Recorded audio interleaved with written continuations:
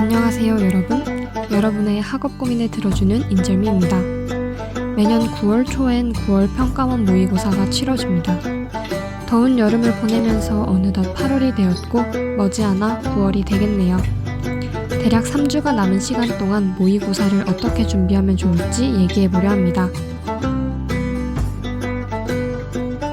9월 평가원은 수능 예행 연습을 할 수 있는 마지막 시험입니다. 10월 교육청 모의고사도 있지만 구평이 주는 긴장감은 비교하지 못할 정도로 큽니다. 수능 전에 어떻게 공부할지, 어떻게 생활할지, 어떤 음식을 먹을지 미리 적용해보고 불편한 점은 수정해 나가면서 최고의 수능을 위한 예행 연습으로서의 구평을 제대로 활용해주세요. 먼저 3주 전엔 전체 개념을 모두 훑어봐야 합니다. 여러분이 부족한 부분을 다시금 살피는 과정으로 취약 단원을 찾아봅시다.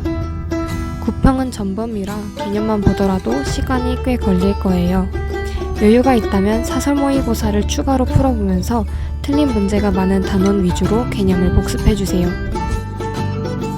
2주 전엔 새로운 문제를 풀고 여태껏 풀어온 문제를 복습합시다.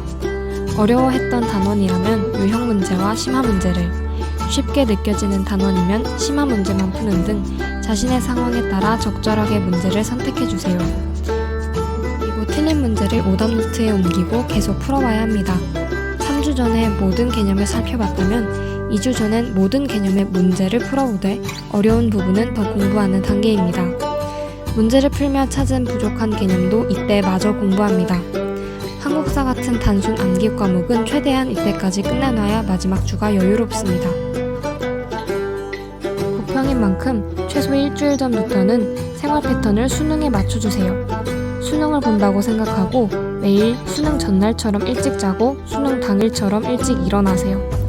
공부도 가급적 수능 시간표에 맞는 과목으로 공부해주세요. 이 주간만큼은 절대 핸드폰에 시간을 낭비하지 말고 공부에 집중하세요. 또 더 이상 새로운 문제를 풀기보단 기존의 문제를 복기하고 헷갈렸던 개념을 정리하고 여유가 있다면 심화 문제 위주로 봐주세요. 새로운 문제를 풀더라도 복습과 새로운 문제 풀이의 비율은 최소 7대3 정도로 유지하세요. 시험 당일에 보기 위해 과목별 단권화를 해주세요. A4 양면 한쪽 정도, 5분에서 10분 정도면 모두 읽을 수 있는 분량이면 좋습니다. 구평 때 어떤 음식을 먹을 건가요? 환경이 허락한다면 도시락을 싸와서 먹어보세요. 어떤 메뉴로 먹는 게 제일 부담이 덜할지 미리 알면 좋습니다. 구평 당일엔 보통 쉬느라 공부를 안 하는 경우가 있지만 최소한 구평에서의 태도와 느낀 점을 정리하고 수능 땐 어떻게 공부해 갈지 대략적인 계획을 짜보세요.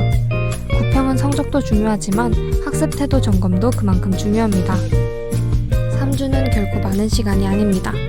길어 보이지만 짧은 3주, 여러분이 구평을 위해 최선을 다할 수 있었으면 합니다.